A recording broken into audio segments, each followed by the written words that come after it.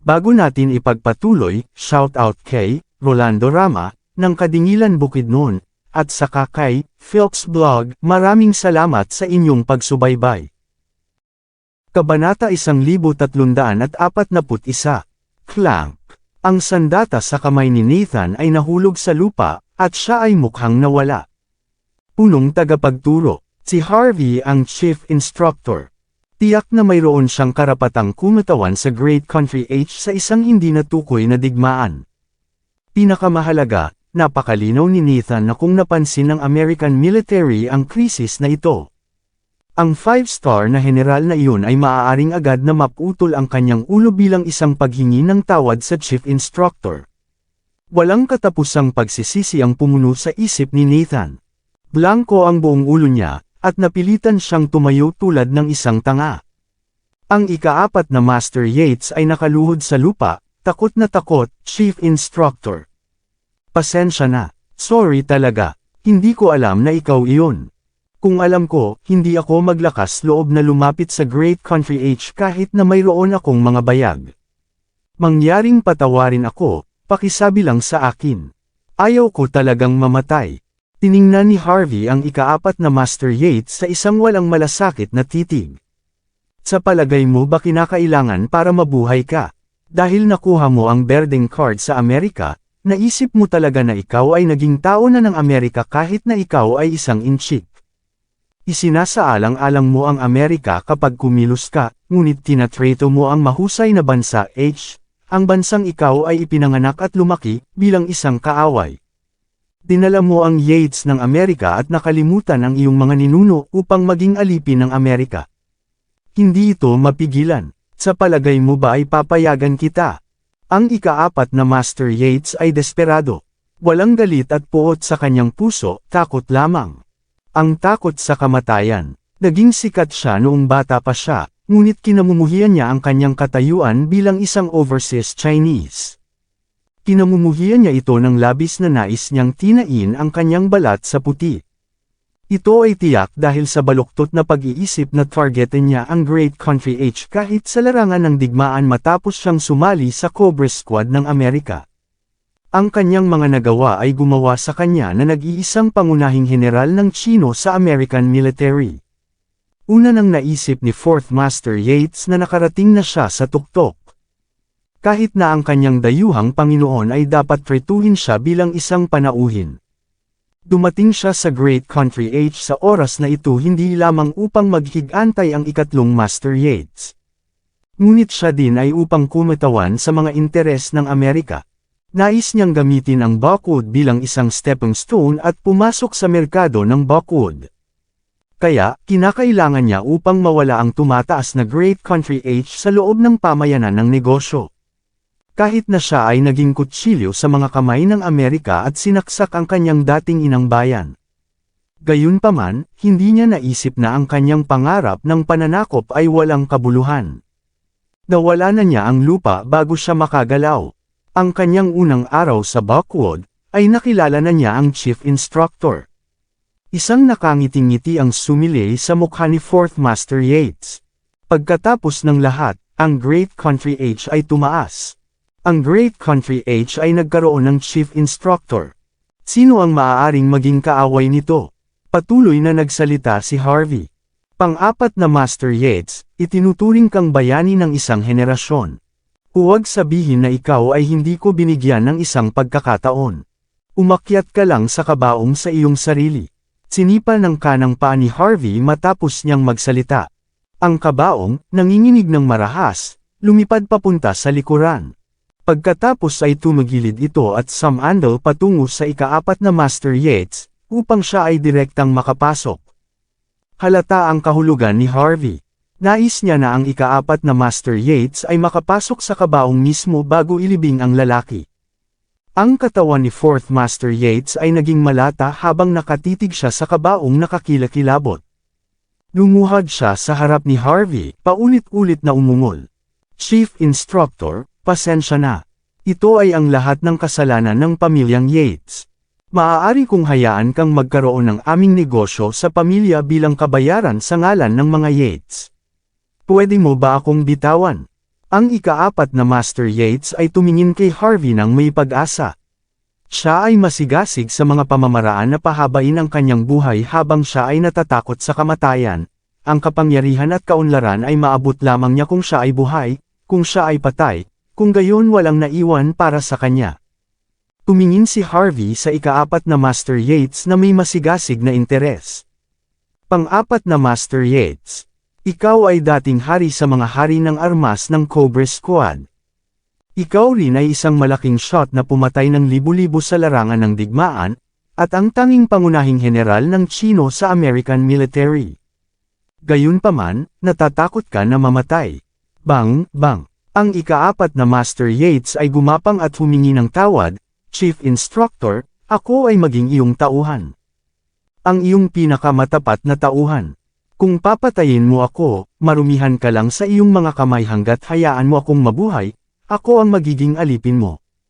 Ngumiti si Harvey. Ang kanyang tingin ay nahulog sa nanghihina na si Nathan. Ang iyong matandang lalaki ay nakaluhod at humihingi ng awa. At ikaw, o Cobra Warrior ng Cobra Squad, ano ang gagawin mo? Mangangailangan ka ba ng awa kasama niya, or will you fight me to the death? Naging kakilakilabot ang kutis ni Nathan matapos marinig ang mga sinabi ni Harvey. Ang malamig na pawis na nalubog sa kanyang buong katawan. Siya ay matagumpay mula noong siya ay bata pa, at itinuring na Cobra Warrior ng Cobra Squad. Sa mga nakaraang taon, nakagawa siya ng maraming masasamang krimen laban sa Great Country H ng lihim. Madalas niyang ipinagmamalaki kung paano siya hindi natatakot sa anupaman, ngunit sa pagharap sa taong ito, hindi niya masabi kahit isang salita. Nang ngumiti ang mukha ni Harvey, lumabo ang mga mata ni Nathan at nanghina ang kanyang mga paa. Isang hindi nakikitang takot na nakapaloob sa kanyang kabuuan. Lumuhod, Cobra Warrior. Magsimula sa Chief Instructor hindi tayo makalaban sa kanya. Oo, hindi ka kalaban ng Chief Instructor. Bakit hindi ka pa rin nakaluhod? Gusto mo bang patayin kaming lahat?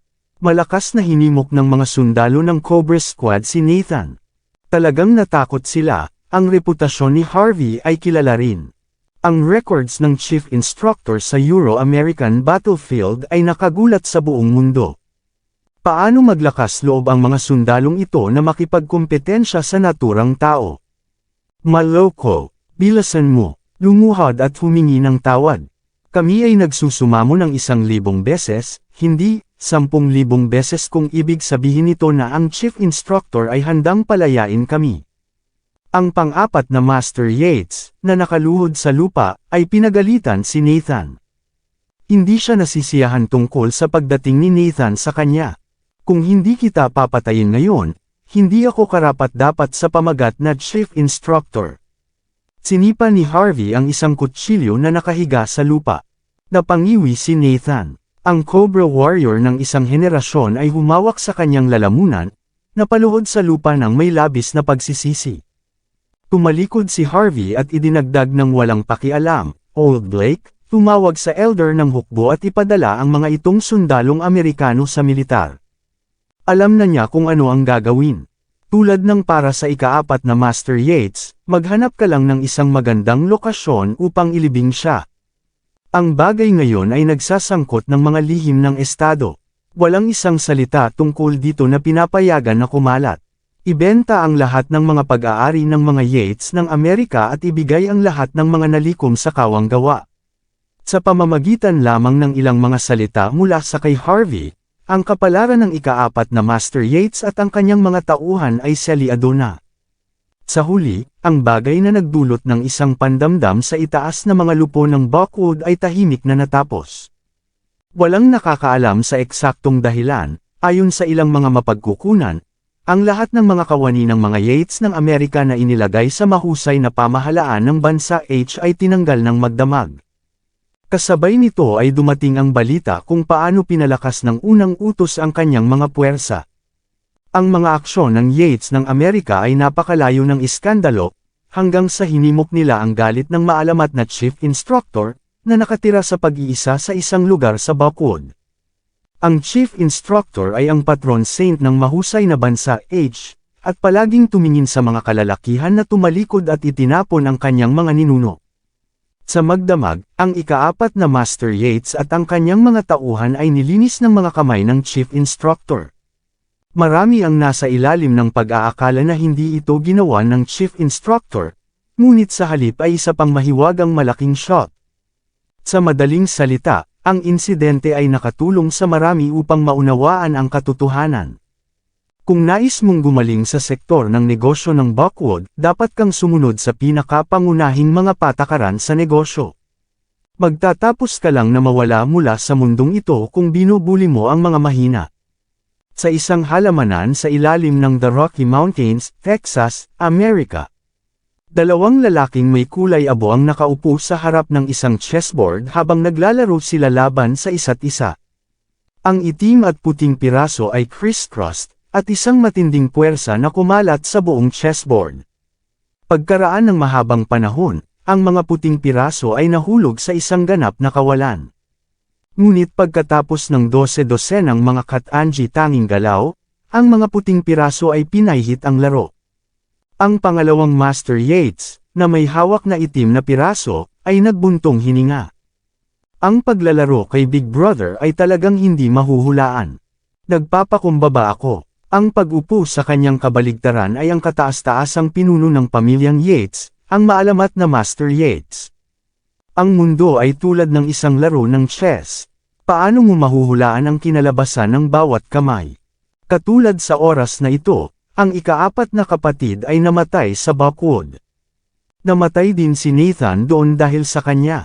Ang bagay na ito ay nakagalit sa mga opisyal ng mataas na antas ng Amerika. Kung kaming Yates ay hindi naghahanda ng maaga, maaari nila kaming patayin pagkatapos na may palabas namin ang aming pagiging kapaki-pakinabang sa hinaharap. Ang pangalawang Master Yates ay sumimangot. Ang ika-4 na kapatid ba ay nagpunta sa pag-iisa hanggang sa nawala na sa kanyang isipan.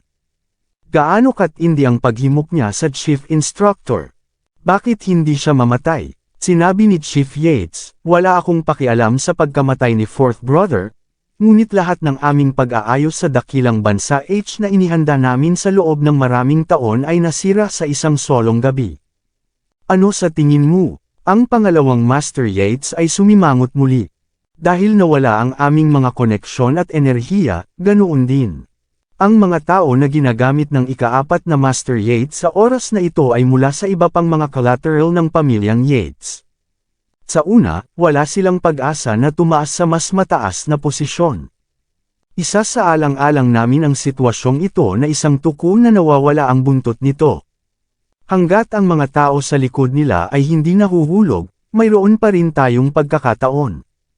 Sa kasamaang palad, ang mga pag-aari ng Yates ng Amerika sa Great Country H ay nagkakahalaga ng daan-daang bilyon. Kailangan nating maghanap ng paraan upang maibalik sila.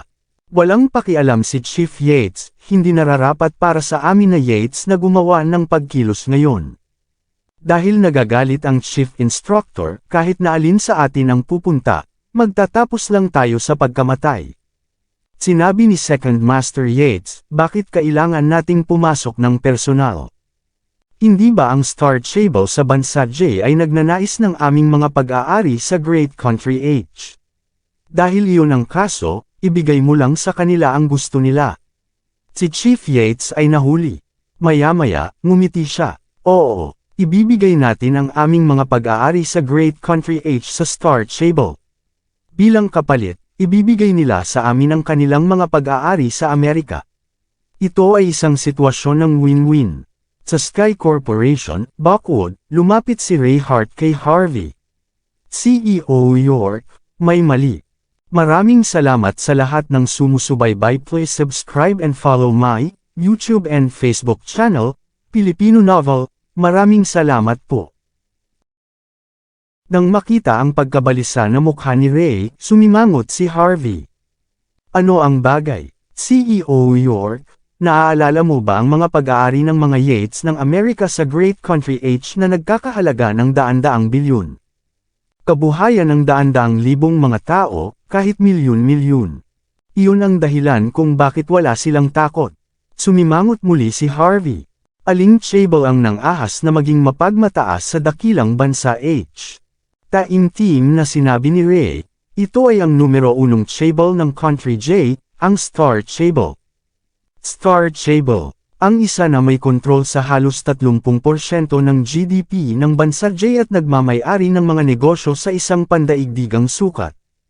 Tanong ni Harvey, oo, ito sila. Lumalim ang pagsimangot ni Harvey. Ang bagay na ito sa halip ay mahirap hawakan, pumasok ang Star Chable sa merkado ng Great Country H sa mga unang taon at gaganapin ang isang tiyak na halaga ng impluwensya doon. Marami sa kanilang mga pabrika ay matatagpuan sa Buckwood. Kung inilipat, makakaapekto ito sa buhay ng daan-daang libong mga tao. Kahit na nais ni Harvey na gumawa ng anuman sa Star Chable, kailangan niyang lapitan sila sa pamamagitan ng komersyal na paraan. Kung hindi man, ang mga kahihinatnan ay magiging napakahirap. Ano ang sinabi ng gobyerno ng Southlight? Tanong ni Harvey. Nandoon ako. Si Elder Xavier ay nagpatawag ng isang pulong sa Walsing dahil sa nakaraang insidente. Sinasabi na ang first in command ng Southlight ay maaaring magbago sa oras na ito. Sinasabi ng mga alingaw na ang bagong first in command ng Southlight ay una nang nagsilbi sa 3 hilagang lalawigan. CEO York, alam mo rin na ang 3 hilagang lalawigan ay katabi ng bansang J. Kaya, ang bagong first in command na ito ay dapat magkaroon ng isang mahusay na relasyon sa Star Chable. Mayroong mataas na posibilidad na ang gobyerno ay magbulag-bulagan sa buong kabulastugan na ito. Maaari pa nilang suportahan ang Star Chable na pumalit sa mga pag-aari ng Yates ng Amerika. Ang kutis ni Ray ay medyo nakakagulat. Ang mga taong ito ay walang galang na matapang. Gaano katindi ang pag-abot nila sa chief instructor? Tiyak na nais nilang mamatay. May isa pang piraso ng balita. Nagpatuloy si Ray. Sabihin mo, inilipat ng Star Chable ang lahat ng mga negosyo nito sa Amerika sa mga Yates ng Amerika. Inaakala ko ang parehong partido ay nagsimulang makipagtulungan. Ang Yates ng Amerika ay gumagamit ng Star Chable bilang isang pawn upang makitungo sa iyo, sir. Natuto silang maging mas matalino matapos ang kanilang huling pagkatalo. Pinaplano nilang gumamit ng formal na paraan upang makagawa ng kanilang pagkilos sa mundo ng negosyo. Formal na paraan. Malamig na kumalma si Harvey. Dahil nais nilang maglaro, pagkatapos ay maglaro sa kanila. Bigyang pansin ang gobyerno. Iulat ang anumang balita sa akin sa lalong madaling panahon. Samantala, sa exit ng Buckwood Expressway, isang malaking pangkat ng mga tao ang naghihintay doon. Ang nangungunang lalaki ay pinangalan ng Dominic Park, ang kinatawan ng Star Chable sa Buckwood. Naturally, sila ay mula sa Country J ng Star Chable. Sa sandaling ito, lahat sila ay nakayuko at naghihintay ng tahimik, mga kalahating oras ang lumipas. Isang pangkat ng mga convoy ang dumating, pinangunahan ng Bugatti Veyron, bumukas ang pintuan ng kotse. Ang isang binata ay nakasuot sa isang makulay na suit, nakahawig ng isang magandang babae, lumakad palabas, siya ang kinatawan ng Star Chable at anak ni Peter Lee na si Cam Lee, lumapit si Cam kay Dominic at inaabot ang malumanay na mukha ni Dominic. Kaya, paano ang mga bagay na nangyayari? Kabanata 1345. Tumango si Dominic at yumuko. Young Master Cam, inayos ko ang lahat ayon sa iniutos mo. Kami, ang Star Chable, ay makokontrol ang Buckwood sa loob lamang ng ilang minuto. Bago opisyal na pumasok sa trabaho, inayos ko ang ilang mga lokal na kagandahan sa Southlight upang samahan ka para sa mga inumin. Paano ang tungkol sa pag-uusap natin tungkol sa trabaho pagkatapos mong magkaroon ng isang mahusay na pahinga? Ngunit walang malasakit si Cam. Sa palagay mo ba ay magugustuhan ko ang mga bulok na kababaihan? Inihanda mo na ba ang mga dokumento na hiniling ko sa iyo upang maghanda ng maaga?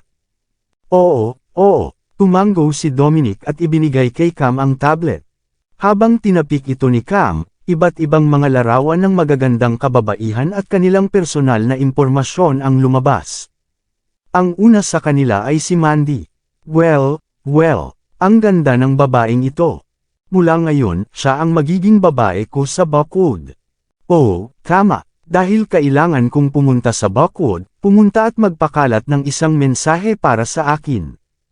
Sabihin sa lahat sa Buckwood na mula nang nandito si Cam Lee, ang Buckwood ang magiging teritoryo ng Star Stable mula ngayon.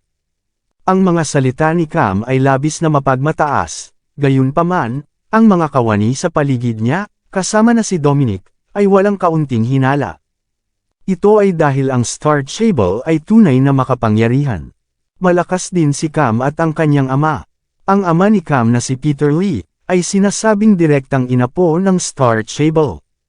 Siya ay hindi maihahambing sa anumang ordinaryong nangungunang pamilya, anuman ang katayuan o lakas.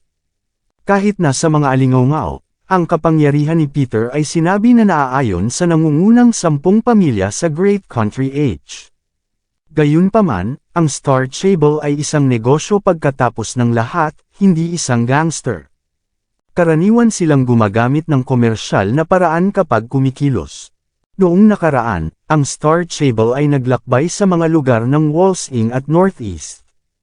Ang kanilang pangunahing dahilan sa pagpunta sa Buckwood ay upang makuha ang mga pag-aari ng Yates ng Amerika sa Buckwood. Sa daan-daang bilyong mga ari-arian sa ilalim ng kanilang sinturon, ang Star Stable ay madaling sakupin ang buong merkado ng Buckwood. Kaya, nandito si Cam. Sa Gardens Residence, maagang lumabas si Harvey at bumalik sa huli nitong mga araw na ito, abala sa kanyang mga gawain. Dahil alam ni Mandy ang pagkakakilanlan ni Harvey bilang konsultant ng gobyerno, hindi siya masyadong nag-aalala tungkol sa kanyang mga gawain. Ang kanyang asawa ay naging isang pangako. Sa kanyang katayuan bilang isang konsultant, mas madali para sa kanya na makahanap ng trabaho kumpara sa ibang mga ordinaryong tao. Medyo naniniwala na ngayon si Mandy sa sinabi ni Harvey dati. Sinabi niya na nais niyang gawin ang kanyang sarili na isang mayamang tao. Palaging naisip ni Mandy si Harvey bilang isang taong mahilig makipag-usap ng malaki na parang bagyo. Maaaring may posibilidad na maisakatuparan ito ng kasalukuyang Harvey. Nakakuha si Mandy sa kanyang Bentley ng maayos, at ngayon naniniwala siya na binili mismo ni Harvey ang kotse na ito. Ito ang unang regalo mula sa kanyang asawa, kaya't mahal ito ni Mandy. Tulad ng paglabas ni Mandy sa garahe, isang Bugatti sa harap niya ay hindi sumunod sa mga patakaran ng trapiko at dumiretso sa kanyang direksyon. Nabigla si Mandy. Wala siyang oras upang kabigin ang manibela, at maaari lamang siyang magtapak sa preno. Bang! Nagkaroon ng isang malaking ingay, at ang dalawang kotse ay bumangga sa isang iglap. Maayos ang mga tao, ngunit ang parehong mga kotse ay napinsala ng masama sa ngayon. Bang! Ang may-ari ng Bugatti ay lumabas sa kotse, isang lalaking may napakapambabae na mukha, tumalon ang kanyang subordinate mula sa upuan ng pasahero. Tumayo siya sa harap ng kotse ni Mandy at sinipa ang pintuan. Hoy! Paano ka nagmaneho?